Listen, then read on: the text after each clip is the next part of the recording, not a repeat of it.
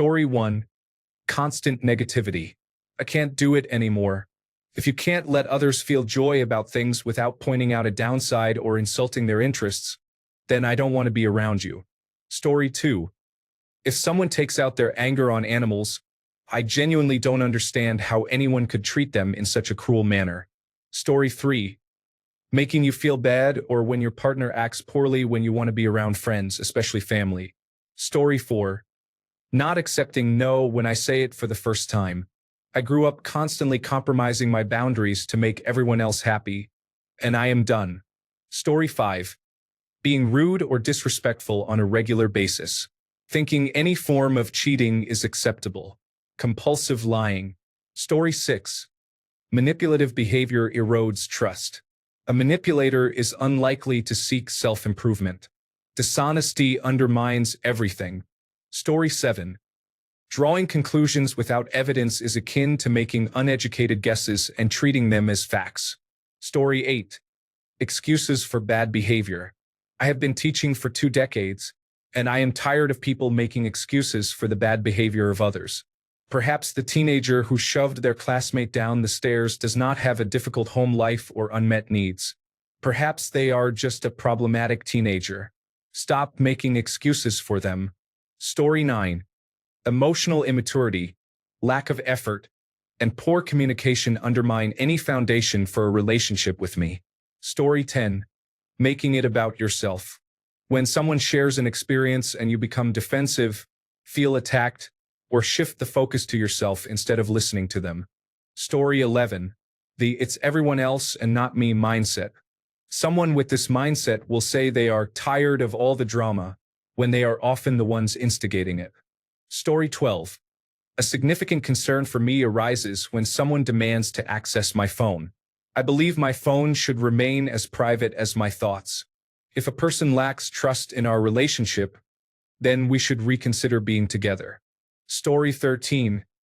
People who take any mention of someone dealing with a gender-specific problem and turn it into a competition for who has it worse miss the point. Just because a specific post on a feminist page doesn't mention men doesn't mean it is against men. Similarly, if a post on a men's page doesn't mention women, it doesn't mean it is against women. People should be allowed to discuss their own gender-related issues without it becoming a "well, deal with this" or "but you never mention this." Story 14. When a person speaks in code or with vague expressions instead of communicating clearly and directly, or when someone distorts your words to insert subtext that does not exist in objective reality. Story 15. If their first instinct when they see someone enjoying something is to ruin it for them, walk away. Me. Wow. Look at this spider web. It's absolutely perfect. Him. Oh yeah. Perfect. Leans in, pulls out a lighter. Now where are the ends? Starts burning the web. Me. Turns around. Gets in the car. Drives away without saying a word as he turns around. Explaining to an adult man exactly where he went wrong went exactly how you would expect. It was just a joke. If I can't take a joke, then I'm being overly sensitive. Friendship concluded. Added to the ever-expanding block list. Story 16. Conservative or fundamentalist beliefs. I cannot deal with people who think others do not deserve to live. Story 17. Anything negatively physical. I can tolerate snippy comments, but I cannot tolerate any form of negative physical touch, even if small, such as grabbing, pushing, slapping, or shoulder checking. Story 18. I am torn between wasting food and neglecting finances. I have always had to pay attention to where money goes and calculate grocery expenses. Will my family make it until the next paycheck? What needs priority? Whenever I see people discard food from a restaurant, food court, or even from home, it saddens me. I understand that the food might not have been great or could cause stomach issues, but I choose to power through and eat regardless. Story 19. Being rude to servers or service workers is unacceptable. Unless someone is being disrespectful to you first, treat everyone with respect. I don't care how attractive or impressive a person may be. If they are difficult to service workers, I will distance myself. Story 20. Hitting or spanking children is not acceptable to me. If you insist that this is how you want to handle things, even in a hypothetical situation, I will not be in your presence again. Story 21. People who do not believe in mental illness. I have lived with chronic anxiety and depression my whole life, and I cannot even begin to count the number of people, including family, who have said to me, just pull yourself out of it, or you just want attention, or you just do not want to be happy. Story 22. In a relationship, being picked second is difficult. I understand that in daily life, others need to be prioritized at times, but I do not mean it in that way. If someone chooses another girl over me or breaks up with me for another girl, then tries to come back to me, there is no way I would ever get over the feeling of being second best. Either I am your first choice for a life partner and you recognize my worth, or I am not an option at all. Story 23. Violence. If someone is violent, they are permanently removed from my life. Conversely, those who are genuinely nonviolent can be trusted. Story 24. Work more hours than your normal schedule dictates. After 5 p.m., work no longer exists. You will be there in the morning. Story 25. Insulting those who are weaker by talking negatively about others after being friendly with them is disrespectful, especially towards women. Story 26. Being rude to strangers for no reason is unnecessary. If you are naturally rude to everyone, you will eventually be rude to me as well. Story 27. Drinking too much. I have been around people who drink and party all my life. I am witnessing the consequences of years of excessive drinking among my relatives, and I am tired of it. I have heard all the excuses. It helps with my anxiety. It helps me relax, lighten up, and so on. I do not need that negativity around me anymore. Story 28. People who willingly harm animals are not farmers, butchers, or hunters who do it for meat. They are individuals who intentionally and consciously hurt animals for the sake of causing harm. Story 29. When people continuously bring up my race and mention it, despite nothing race-related being spoken about, I wonder why. Story 30. Anyone who follows a vertical morality framework shows a lack of reasoning when engaging with someone who practices moral inflexibility. Story 31. A text message or phone call from the country code 234 indicates a Nigerian caller who has one thing to say: I love you so much. Please buy me some Apple Pay cards so I can continue to text you my love. Story 32. Trivial individuals who do not clean up after themselves. Self-centered individuals. People who do not take responsibility for their body odor. Individuals who are unable to recognize their own mistakes but criticize others for theirs. Story 33. There's an unusual situation I've encountered several times. Due to my personal tragedies, which may not seem like a boast, I've observed a certain type of person who feels the need to compete over whose difficult experiences are worse. This behavior is quite strange, and I do not want to engage in it. I do not understand the reasons behind it, but I have noticed that these individuals are also unable to be happy for you when you succeed. That is a deal breaker for me, and I have become more adept at recognizing it early on. Story 34. Talking down to people or being rude to them, especially when in a restaurant, is unacceptable. I would walk out if that happened. Story 35. Being a huge hypocrite, especially regarding major morals, such as being against racism while still being selectively prejudiced. For example, I was criticized by a girl for not using the correct language regarding the natives, as I was new to the country and unaware of this history. Later, she referred to someone as retarded and displayed xenophobic behavior towards a girl from Singapore. Story 36. Hypocrisy. I will do my best to express my thoughts and feelings clearly. Sometimes, being honest with myself can jeopardize my social standing. It might cost me money, time, or friendships. Nevertheless, I will continue to be truthful. If you cannot be honest with yourself and uphold your values, I cannot expect you to be honest with me and maintain our relationship, whatever it may be. Story 37. People who dislike animals or abuse them raise serious concerns. I understand that you don't have to appreciate them, but going out of your way to express hatred and stating you would never allow them in your home or that they should be eliminated simply because of your feelings. That is a significant red flag. I once knew someone who claimed that cats had no value whatsoever until my cat caught a mouse that had been hiding in the house. After that, he still insisted, the cat has very little value. We should just get rid of it and put it down since all they do is sleep all day. We are no longer close. Story 38. Someone who used to be unattractive but has undergone a transformation and now judges others based on their appearance. I just don't understand it and can never be friends with them. Story 39. If I'm talking about something that brings me joy and you try to talk down about it, you are not my person. I don't care if you're not interested. Don't try to take the joy out of my life because you can't find any in yours. I'm one of those people who, if my friend is really into fishing and they just got some gear, I'm genuinely happy for them because it brings them joy. I care enough about their happiness to celebrate it. So, it's awesome that you got all that fishing gear, and I hope it's exactly what you wanted. For example, I got really excited when my partner and I found a new flavor of soju. We had tried all the other flavors from our local store, and they were good. But when we discovered a new one at another store, Sweet Plum, it was delicious. Back at the store, I got so excited that I accidentally got very close to my sister's face. I thought she was my partner, who has no problem with my enthusiasm, but I realized my mistake. All she did was laugh. I apologized, explaining that I thought she was Caleb right behind me, but she said it was fine.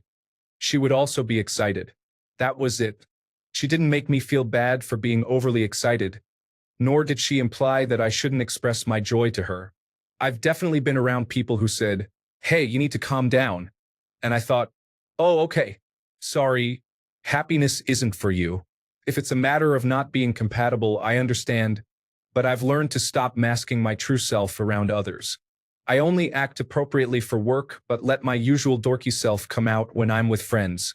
If you don't like that, then we're not compatible because I know that misery likes company, but so does happiness and joy." Story 40. I have witnessed numerous situations where infidelity occurs, making it difficult for me to trust someone who might sneak behind someone else's back to be with me. Story 41. Addiction can take many forms, including substances like marijuana and alcohol, as well as behaviors such as overeating, sexual activities, gambling, and shopping. Anything can become an addiction. When enjoyment shifts from, "I like this sometimes, it's fun," to, "I don't feel human without this," and it turns into a daily necessity, it can significantly diminish your quality of life. Story 42. Rude behavior. It's easy to be kind, so if you are unkind to strangers, you can leave. Story 43. When someone never takes accountability and always plays the victim, life happens to all of us. However, if everything is always someone else's fault, I'm done. Story 44. Showing up at my home unannounced and uninvited, and demanding to see me has been difficult. I recently ended a long-term relationship over this and will not be open to any reconciliation, no matter how much I wish to still be with this person. Story 45. Children from previous relationships, especially if the father is still involved. I am not raising someone else's children, and I do not want the complication of another man in the relationship. Story 46. Insulting and degrading comments are unnecessary. If you cannot express your points without resorting to insults, then it is too immature for me to engage with you. I will not lower myself to that level and respond with insults. Instead, I will simply choose to end the relationship. Story 47. Inadequate manners in public, such as not holding doors open for others, not being kind to service workers, littering and merging without signaling, can create a negative atmosphere. It is important to be considerate of others and to contribute positively to our community. Story 48. I once dated a guy who was so lazy he would leave cabinet doors open and expect me to close them for him. He also called out of work once a week, knowing his boss was a friend and that he wouldn't be fired, and then would complain he didn't have any money. When he finally pressured me to date him, he acted like I was his mother and expected me to take care of him. The whole time I was talking to him lasted about 3 to 6 months, so it's not like he was getting too comfortable in the relationship. He was just lazy and had a significant height complex, as he was shorter than me. Now I see him every once in a while asking for money on social media because he's just trying to pay for food. Maybe you shouldn't have moved to New York City with $4 in your bank account. Frustrates me. Story 49. Abusive individuals are clearly undesirable company. I prefer to avoid those who believe it is acceptable to mistreat others for their own benefit. Story 50. Treating a waiter poorly in a restaurant reflects a feeling of superiority over others based solely on socioeconomic status. Story 51. Being kind to someone's face and then speaking negatively about them whenever they get the chance is just annoying. Story 52. Violence, whether physical or verbal, against animals or humans is unacceptable. You can be certain that at one point you may find yourself on the receiving end. Story 53. When I find out that someone who pretends to be nice actually plans to spend all eternity singing joyfully to their deity, while you and I burn in literal fire with no hope of ever escaping, unable even to die, forever. Do not ask me to respect your beliefs. Story 54.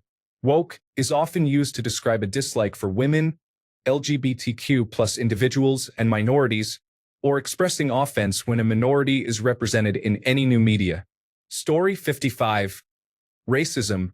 I was about 20 years old and had a date with an incredibly beautiful girl I went to high school with. She had been my fantasy for years, and now here I was, taking her out for dinner and a movie. At dinner, she started talking negatively about people of different races, including Black, Asian, Hispanic, and Jewish individuals. It felt like I was dating a less attractive version of a character from a controversial television show. I got up, handed the waiter $40, and left $10 on the table for cab fare. She went from drop-dead gorgeous to unattractive in about 5 minutes. Story 56. Trump supporter, cigarette smoker, alcohol enthusiast, pill user.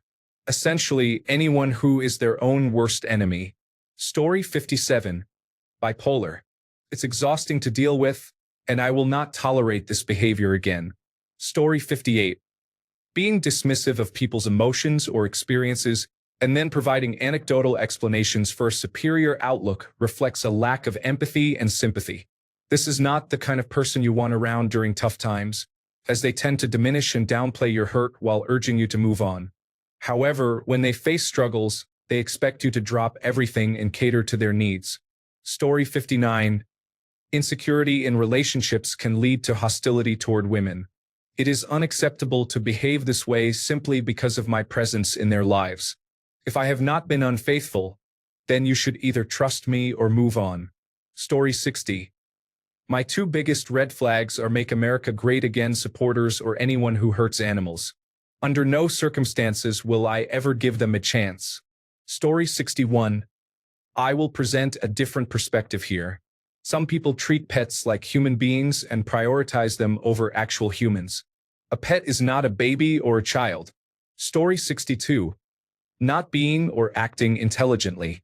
If you cannot be bothered to figure it out on your own, then I will not be bothered. Story 63. Tailgating and people who honk the moment the light turns green will soon lose their license. Story 64. Being illogical or lacking the ability to reason is common in today's society. Many people accept their feelings as facts, and when you attempt to explain something logically, the typical response is, based on my personal experience. Do you have experience with whales walking? Just because you dreamt of one does not make it possible, right? Story 65. Someone who intentionally disrespects another person's boundaries, even if they are small, is a concerning individual. I can accept that sometimes boundaries can be unusual or challenging to adapt to, and some people may make honest mistakes while trying to understand them. However, it is evident when someone is maliciously trying to test those boundaries. Story 66. It is rude to be unkind to children. I am asking them to be friendly and caring, just act normally around them. Story 67. Talking to underage girls is inappropriate. One person I spoke to engaged in this behavior, and I immediately decided it was unacceptable. It is disturbing and unsettling. Story 68.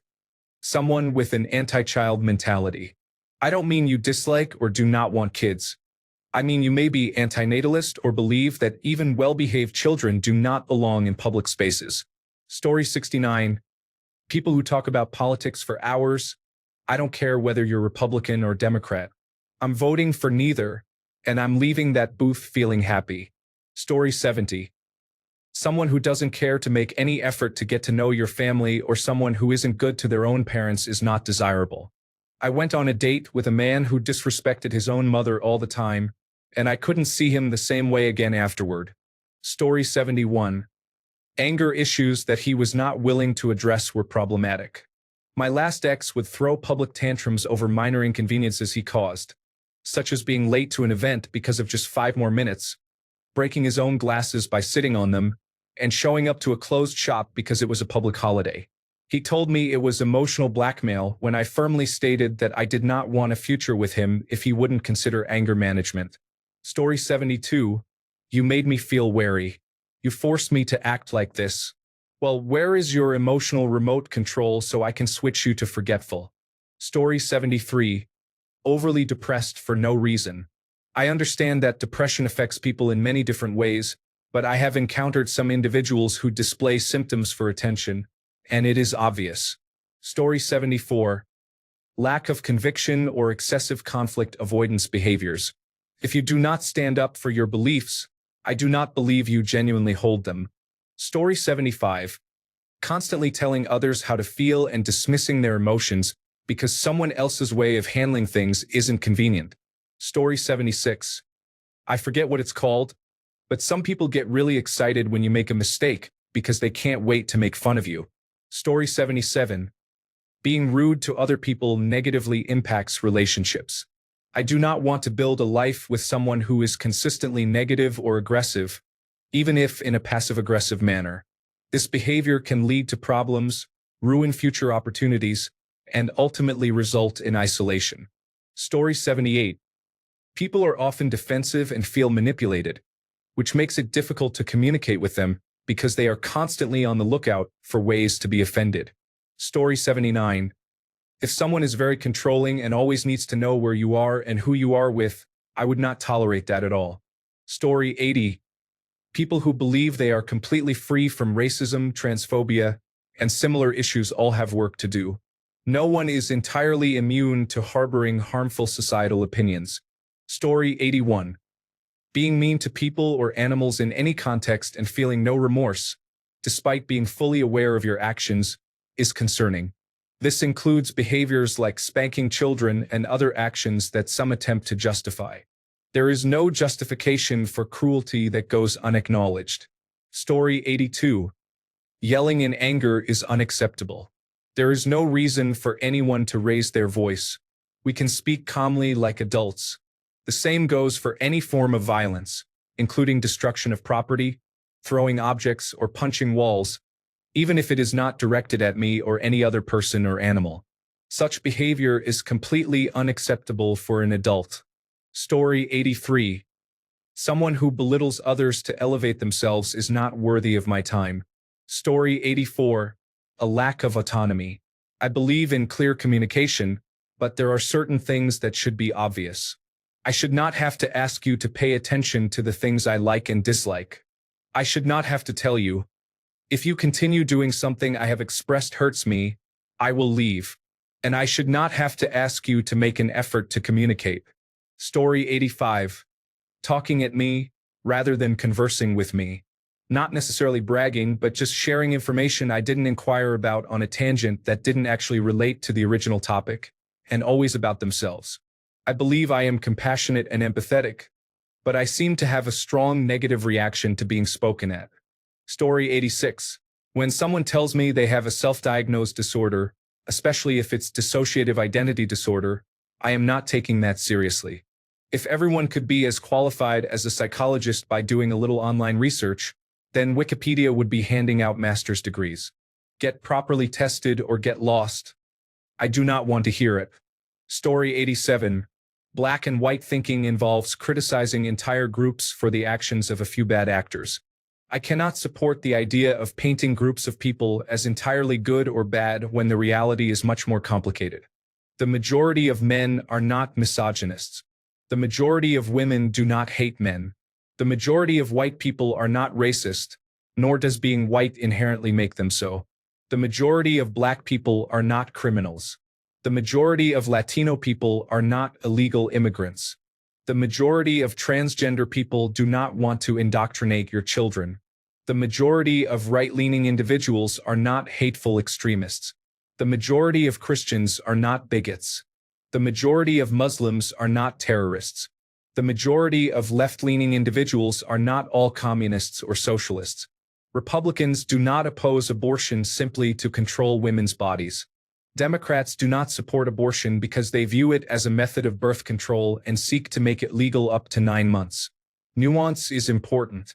Painting everyone with one broad brush is not enlightenment. You are not correct. You are simply unwilling to challenge your beliefs. Story 88. No dogs on the furniture and lying down. I can be flexible with dogs on the furniture if they are scared or did not grow up with this rule. But if you own a dog and they are not allowed on your couch, that seems unreasonable. Story 89. I cannot emphasize this enough. Emotional immaturity can cost you your entire life if it is not addressed early. Story 90. Promoting your religious beliefs. If your divine figure truly wanted me to believe your claims, I would already do so. Story 91. Not supporting LGBTQ people but still accepting them is indicative of a narrow mindset. It reflects a form of bigotry.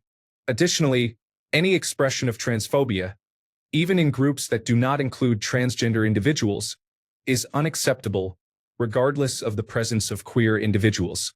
Story 92. I would never start a relationship with someone who does not have a job or ambition again as an adult. I once dated and married someone who lacked both, and the entire 7 years was a struggle. At the time, I thought I was being kind by accepting someone who was down on their luck, but I was wrong. I learned the hard way that not everyone deserves the benefit of the doubt, especially those who do not have an interest in growing and progressing. Story 93. Complacency is having no goals, wanting to coast, and being content with doing nothing. I reject that mindset. Thanks a bunch for sticking around till the end of the video. Remember to subscribe, and until next time, stay awesome and goodbye.